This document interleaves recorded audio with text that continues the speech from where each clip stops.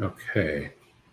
We're popping on, going live. I'm trying to see if I can get a link from YouTube, which I don't see one.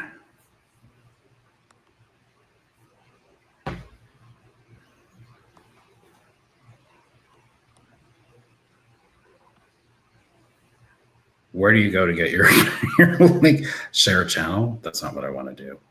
Oh, hi. Hello. Who are you seeing? To somebody in the comments, Aton Square. Oh, hey. We are fumbling, or I am fumbling around just trying to find the YouTube link. Well, this is my fault, everyone, because my computer won't even turn on. The battery is broken, apparently, my laptop. And so that was the plan originally, was for me to be doing this, and I couldn't. So Chris had to at the last minute step in. Okay, I think I got it. Copy link. Sorry, guys. 1 second. I'm sending it to you. That should be less clunky, you know? Yeah. We're new to StreamYard, everybody. And I'm trying to post it on some other socials, see if this works. One is, I don't know if anybody's on Blue Sky, but they don't have a native link to this. So I'm trying here. Yeah, it is trial and error. This is this is what we're doing right now. Okay. Here we go. I just posted on Blue Sky.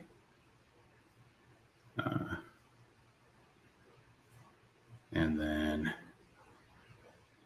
I think I'll hold off on Substack because I don't know what it's hard enough doing this. But is it going to Twitter?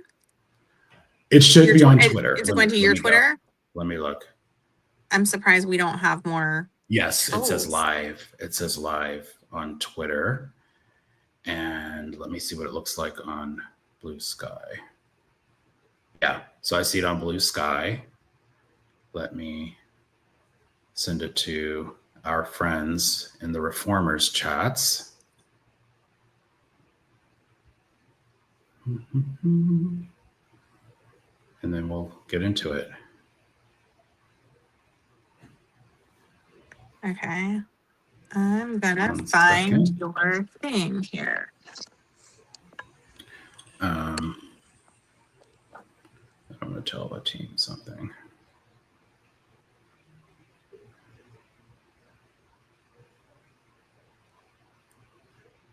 Okay. So I am going to. I see it. What an amazing picture of me in the still. I love that. So great. Oh, I didn't really study that. I was still. No, I know you didn't do it. It's just. So we're going to chat about a few things today. This is going to be kind of a quick, like we said, trial and error. But I don't know if everybody's aware of this. This is a screenshot. So basically, starting Tuesday, Trump is going to Scranton, Pennsylvania, to go on a affordability tour. And I think what's kind of amazing about this is he's been pushing back at every turn, like affordability is a hoax, it's a Democrat scam. And now he is going to be taking the mantle. So I bet you it's just going to be gaslighting on steroids. There's, so I think everybody that believes in facts should be prepared for this. Because it's going to be nuts. And I don't know. I don't think it's been announced. I think I heard that there was going to be a tour of 5 cities. I don't know what they are. So if anybody else knows, please share in the chat. But I just heard about this today and I was just like, you've got to be kidding me. Are they, are they charging for it? Like what's happening? Oh, is it like, that wouldn't surprise me, but good God. Right. Like well, I think at this point, they're lucky, they're going to have to be scrounging up true believers at this point, because they definitely don't want people shouting him down. Like us, are you kidding me? Right. So I just think there was, I'm going to add this other shot here. There's this other one where, in fact, I have a little video here, but basically the White House is apoplectic about this. They're seeing, so there's these poll numbers that are horrific for Trump on affordability. The people get it, like regular rank and file Americans. It's not even just Democrats that get it. They're like, this, he promised for it to be, cheaper on day one. He was going to bring down prices on day one, and the opposite is happening. And so the poll numbers reflect that, and the White House is telling him it's a problem, and he is behind the scenes pretty much saying what he's saying in public. It's like, no, it's the Democrats, it's not me. Right. So he's not taking responsibility for it. So I don't get how this is supposed to work. I don't understand how any of their stuff works, because it doesn't, because it's all con and it doesn't make any sense. Of Americans told by this network told us President Trump. Sorry, I was just going to play this real quick. Yeah, play that. Makes prices and inflation sound better than they really are. And his approval rating on the economy is now down to 36% in our latest poll. On inflation, approval is even lower at 32%. Don't you need to show that you feel the pain? Well, Margaret, I think the president's frustrated by the media coverage of what's going on. Just as the polling of average Americans. But I think the average Americans, they are hearing a lot of it from media coverage. The American people don't know how good they have it. Do you think there is an affordability problem? I mean, the American people don't know how good we have it. and it's funny because Bissett is blaming the media, whereas this is a new thing. The media has been anything but, against Trump. I don't even know if you want to call it against Trump, but they have not been very they're like his greatest advocate. What do you mean? Like all they do is throw softballs. And again, what you're paying at the grocery store. Right. You're paying. And I want to add this. Oh, I have a good example of this. I have a really good in real time example. So we buy our pizza from a local chain, right? They just have restaurants here. And normally we get this $9.99 coupon for a large pizza, which I think is a great deal. And so I go in today to pick it up or to do pickup. And it's I realize it's now a medium. And I'm trying to figure out now the coupons, and all the stuff. Cause I'm wait, it's a medium now. What is that? And I realize it's the same price, but and so now even the smaller businesses, local businesses, it's hitting them hard and they're having to adjust. So consumers, even if you're not paying more, you're getting less. And we've been talking about that, with Michelle's Costco purchases and everything. But it was just funny because just today, right before I got on this live, I called my husband. I'm I don't understand. I don't know how to do this math because I don't even know. Now it's everything's different now. I can't just plug in what I normally do. Everything's changing. I'm having to do all these calculations and figure out how much am I really spending versus how much are we really getting. And for people who are trying to budget at home, that makes it even more difficult because what Michelle was saying, right? I use X amount of cereal. And so people are just now finding out because their stuff isn't going as far and they're realizing, oh wait, the dollar is not taking me where it was before, which by the way, wasn't super great necessarily, but it was better than this. Yeah. And so for him to stand up there and act as if, everything's going great, everything's fine. Not only is it disingenuous, it's irresponsible and it's insensitive to me. I also think it's stupid because they are voters are going to punish them. It's yes. Honestly, if you're telling me that things are cheaper because of things you have done, and we go to the grocery store every week or twice a week or whatever, and we know we're buying the same shit every time, and it's costing us way more money. Here's another example: Black Friday, and here's where the media was totally in his favor, breaking records Black Friday. I don't remember what the percentage is, but it was a lot more was spent this year than last year on Black Friday. But if you really tell the full story, it's because things were more expensive. People were not buying the products. Their dollars did not go as far. So they're having to spend more money on really less stuff. It's because actually volume went down. It was just the dollar price, the amount we're spending went up. So it's shrinkflation. What I don't understand is why they don't understand that the long con doesn't work, right? In some respects, I get it. The Republican Party is a long con, but not something like this, where it's a very, clearly it's a it's a disproportionate or a completely fabricated analysis, and the American people know that. And so, like, while you might be able to like make promises in a short-term capacity, and people are like, okay, like we'll see. In a long-term capacity, no, the American public as consumers are not stupid. Like you said, they're absolutely going to wake up to this, and they're going to go to the polls. And the economy is like the number one thing, we know that from forever ago, that is going to push people to show up to the polls and vote for someone, or conversely, not show up to the polls if they can't find somebody that they want to put their vote with, right? Like if they're not going to support, they're like, I can't vote for a Democrat, but I'm not going to vote for Trump.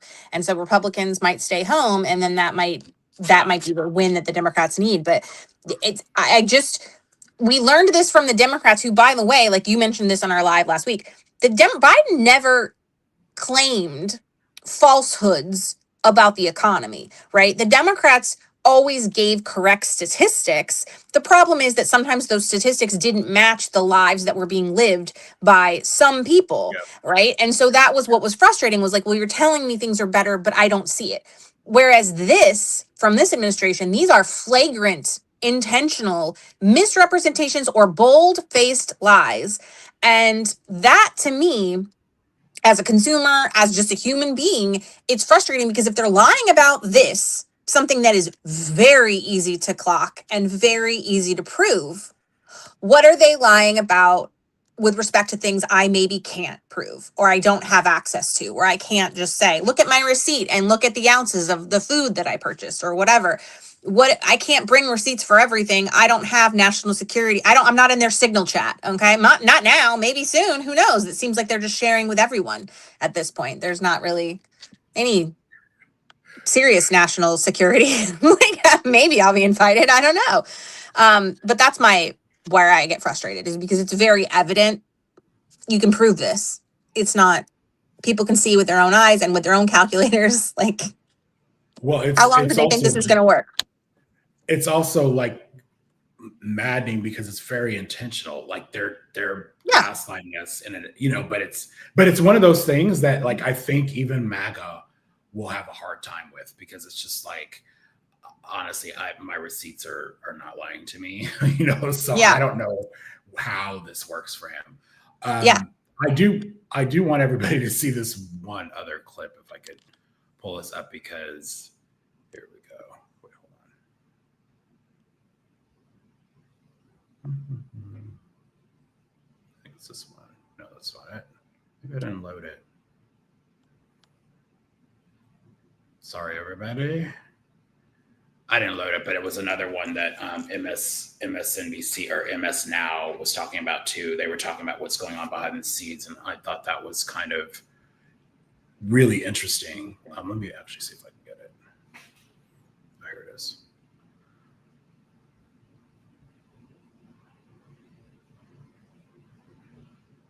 Every single White House official at some point in time has talked to Trump, trying to tell him how serious some of the numbers are, indicating that Americans are concerned about the state of the economy. They also said in that reporting that there have been internal polling that has been shown to Donald Trump, saying that our own pollsters are showing there is economic concern here amongst Americans, and they are placing that blame on the White House. For the most part, the reporting says that Donald Trump responded to that by blaming the Biden administration and saying that inflation falls upon his shoulders here. And that really, echoes what we've seen from the president publicly when he's talked about affordability, when he's been asked about it by reporters, despite there being tepid job growth, despite unemployment numbers that are continuing to inch forward, despite grocery prices that have still not gone down. Trump, for the most part, has called Democrats' focus on affordability a con job. Now, earlier today, Scott Bessent, Treasury Secretary, made the Sunday morning show rounds and really was defending the state of the economy, defending Donald Trump, and said that Americans actually don't realize how good they have it right now, despite some of their economic concerns. I think I won't play that again, because that's pretty much the other one. But they're scrambling, and in some ways it's kind of great to see that, because they do not have the upper hand on this, and everybody sees it. I think it's not for long. I do not know. I'm also just, I mean, a year, like, what was it? It was July, I think, of 2024, where they, like, Courier did both. You can go to Courier's Instagram and scroll down a few days, and there's a post of him talking about affordability, and he's going to bring affordability to this country. And that's July 2024. A year later, like, that's a con job. He actually did a campaign video in 2024, a whole ass video talking about affordability. He used that word. It was actually called affordability. That's what he used the word. Affordable again. Right. And that was in, I think, in November or October of 2024. And now he's like, it's a con job now that he's in office. Right. So, how long is this gonna play out? The affordability thing. I mean, yeah, I would say not. I don't see how it could, or let's put it this way: the pushback against affordability being a problem.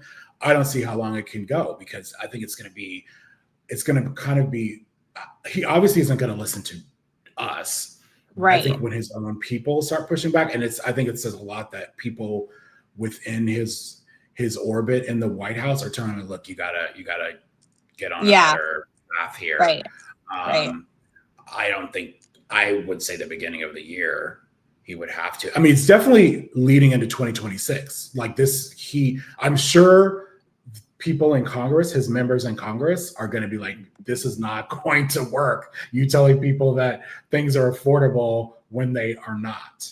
I think they all see that. Just like they're starting to come out talking about healthcare being affordable, and they're trying to trick us into thinking they're working on a plan. Like Johnson is saying they're working on a plan. Hopefully this week they'll give us something. I mean, come on. Before May 26th. It's like the healthcare bill. You know, we're waiting for our healthcare. Like, how many was it? Are we at 10 years now? How long has it been? It's actually 15. 15. Oh, 15. Yeah. It's been, I mean, it's been a minute. Yeah. So, on another. Hi, Lisa. Hey, I just saw Lisa's here. I didn't see. Maybe you can join us. We're still trying to work out the kinks on here, but maybe y'all could join us next week. It's been a process wrought with frustration. On another note, I just want to share this. I thought this was funny. So Caitlin Collins posted this, I think, a couple of days ago. It looks like the Oval Office sign has been made permanent. There's also another one outside the entrance to the West Wing. And there were a lot of people had funny takes on this. Somebody said, oh, it's officially a motor court hotel. I thought that was funny.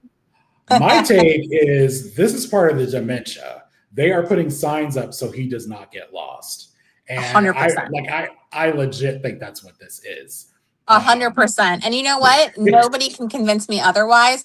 And I also feel, I've said this before, I think that that's what's happening with the decor in the Oval Office as well. I think that they're letting him do a lot of things that keeps him happy, like, right? Or like, you know, that he thinks is good, and then they're going to call it whatever they call it. Yes, he's always liked gold, but if you go back and you look at his previous dwellings and offices and whatever, it was like a special kind of taste that wasn't my taste, but it wasn't necessarily you've seen the pictures where they've got things like 3 inches from one another. Like, it's terrible. And I meant to do a video on this because they had, I think it was, I don't know, it was one of the major news outlets, consultant, maybe Newsweek. They checked with designers, interior designers, and had them do feedback on the Oval Office. And the quotes were so funny. I have to go back and pull it up from my phone. So funny from these people. And it's true, because I think that it's not a reflection of his real taste. It's like what happens with dementia patients. And we talked about this at length in another live. And so, yeah, I think that the signs also, if you look at it, you're like, oh, well, it's just another gaudy, gold sign. But that's how they're blending it in, right? Because they've put all this other gold shit up that's terrible. And they're like, oh, this is just another thing. No, this is so he can find his way when he has these, sundowning moments where he's not sure or he forgets where he's going. Yeah. Next will just be the blue tape on the ground. Like, walk this way, you know. Yeah. I mean, you mentioned the interior designers. I would love to have the arguments that must have gone on with the decoration of the Oval Office, the randomness of the placement of these gold, I don't know, sticker or whatever they are. They're so ugly. I mean, I mean, the one on the door is just so random. That's what's crazy about it.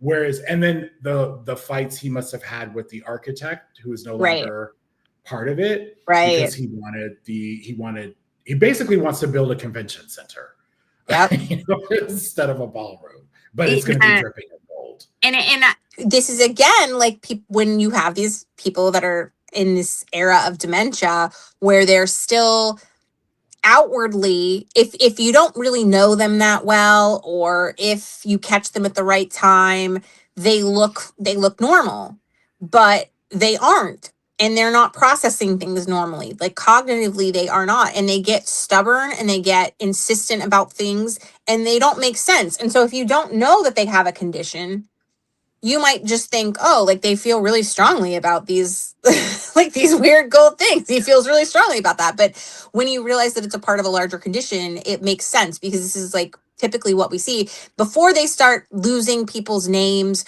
before they start forgetting, their, like, I would say normal day-to-day stuff. They start having weird quirks like this.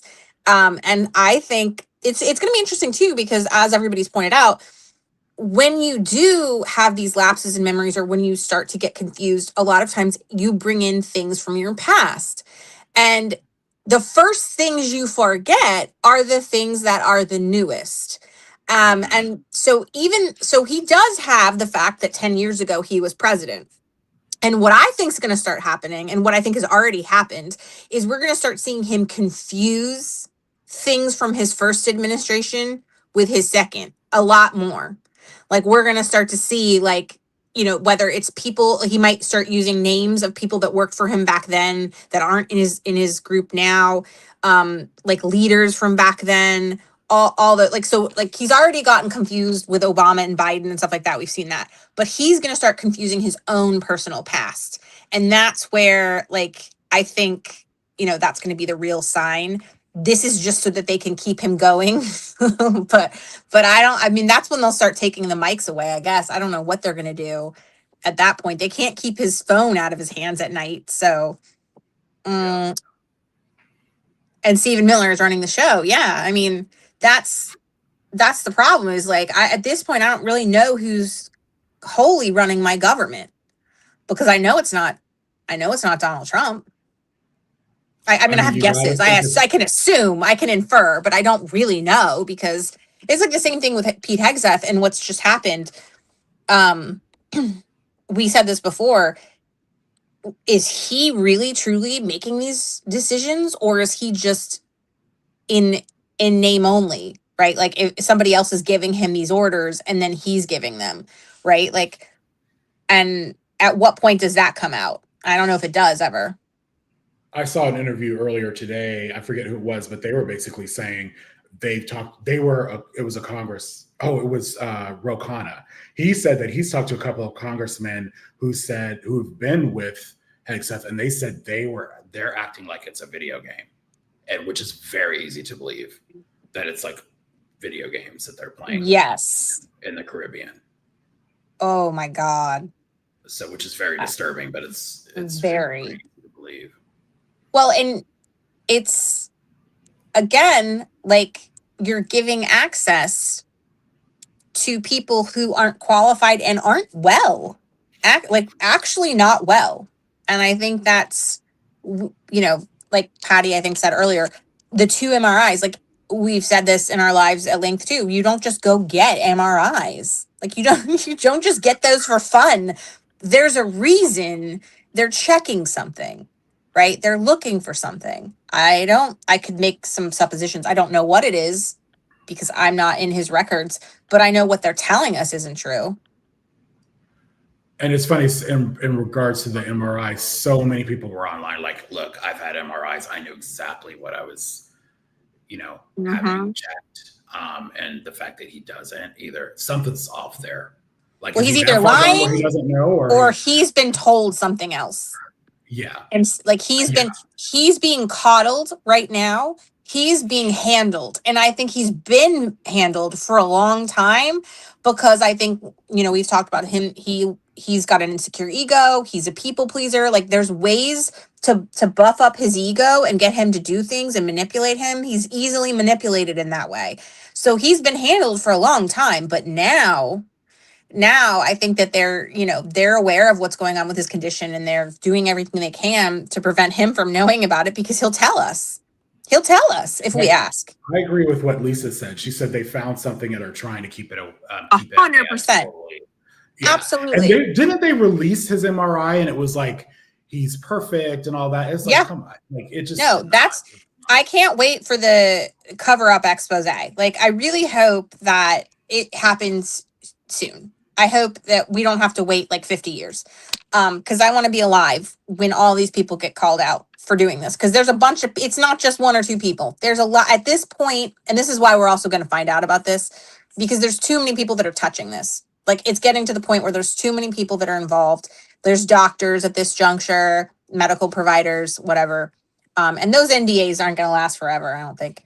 Alzheimer's injection. Yeah, like there's a lot of people that speculate he's getting a treatment where he has to go in every 2 weeks or every month to get, they oftentimes go through the hands for those treatments, in addition to whatever other, IVs he's getting. And we did notice that he seems to disappear like once a month for a few days. Yeah. That first time we noticed, it felt like more than 3 days, but I think that was probably the first treatment that he had, and he had a reaction to it. And it seems like that's happening, 100%. I think there's a limit to how much you can do that. Yes. I think when I looked it up, it was either 16 or 18 months. It's a short treatment plan. It's not forever kind of thing.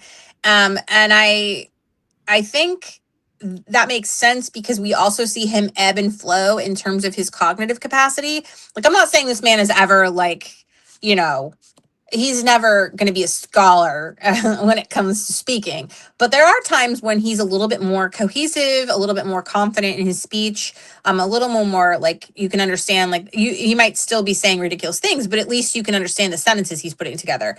Whereas other times it's a lot more disjointed and confusing. And I do think that that's also based on when he's getting treatment, like, when he's been closer to treatment, he's usually performing a little bit better. Also, and sleepiness, right? Like, because he's not always falling asleep in meetings. So there's something's changing in terms of his treatment in the way that he's responding to medication or just in general. So I believe it.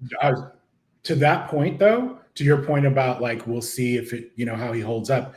So imagine he's going on this affordability tour. I'm assuming they made it seem like the one that's going to be in Scranton on Tuesday is kind of like a rally style. Again, they're not going to charge tickets. They will start charging tickets. I guarantee they're going to have a VIP option. But imagine this. Because we really haven't seen him do his campaign style rallies since he's been, or at least in the past few months, right? So how is he going to hold up? Like, I think he'll be fine if he sticks on teleprompter, but we know he doesn't do that when he's at a rally. Like, it's one thing for him to do it when he's, I can't believe they're letting him do this. I cannot believe.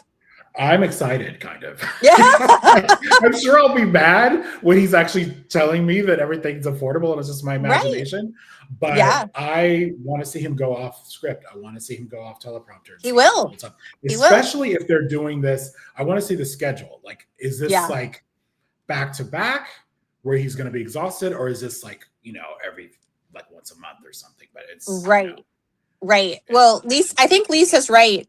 I think it is heart related. I think that he's had like a stroke or something. And then that's like kind of the catalyst. Like, there's been a catalyst for something like, like some sort of a heart episode. And then it's sort of informing everything else. And so that's the other thing is like they're playing whack-a-mole with his health at this point. And that's only going to last for so long. And so when he's going on, by the way, I don't care who you are. If you're traveling to do rallies, that's still wear and tear on your body, right? You just mentioned like, him being able to go up on stage and like, I'm sure they'll keep it short and they'll keep him on a teleprompter, like you said. But there's no way he stays on book. Absolutely. We know, and as he gets more fatigued, he's going to be, it's going to be more challenging for him to stay in check cognitively. So we're going to see, it's going to be so messy. So messy. Oh God. But I mean, at this point, it's like, it's funny, but then I'm also like, I'm hoping other countries are seeing this and seeing and recognizing what we're saying, that there is very clearly a health issue happening. Like there is like, this isn't like a man that wants to start World War III. It's like your old grandpa that like has wandered out into the street, like, you know, saying crazy things to a neighbor. He's not in his right mind. He doesn't really hate your neighbor. Like, and I'm like hoping all these countries are like, oh, America, get it together. Like, and nobody like takes the bait, so to speak, because, you know, he is leading this whole country and he could say or do things that, you know, pull us into conflicts. And I'm hoping that other leaders in other countries, because everybody in my comments says that, right? Like I get people that are in other countries coming to my comments all the time. They're like, we know you don't want this. And we know that he's crazy. Like we know that he's like not right. Beyond what he normally is. Like we know normally he's not great, but like now we know there's also other stuff going on. So he's even more incapacitated. And they all say they know that and see that and recognize that. So I'm like really hoping we can get through however long it is before he finally, you know, I don't see him ever stepping down, but maybe he before dies. It becomes overwhelming and there's no hiding it at that point, you know. Right. So everybody, we're wrapping it up real, you know, this is a quick conversation, but stay tuned on Tuesday, you know, for this rally or whatever it is, where Trump is addressing inflation, and we got to make sure the facts get out there. Maybe we need to do a quick live that maybe we do an impromptu live if anything crazy happens. If something really crazy happens, maybe we circle back here. Do a quick one. That's crazy. I just can't believe we're here. I know. I just like, you mark my words though. Mark my words there. If this becomes like a little campaign situation where he starts going on these rallies, they're gonna charge people. Mark my words. It's like they're gonna give a VIP package and merch, and they're gonna charge for front row seats, and they're gonna call it a security measure. Like I'm telling you right now, everybody write it down. I've said it today, Sunday, December the 7th. Like Casey's it's gonna happen. Calling it. I didn't even think about that, but it's a VIP package, like, and you maybe get to meet him even. Like it'll be like a meet and greet kind of thing, like for concerts. It's gonna be the same thing, I promise. Oh dear Watch. Lord. All right. Well, I'll see you in a little bit for the call. Everybody else, I'll see you next week. Thanks for popping on, everybody. All right. Yeah. Thanks. Bye. Bye.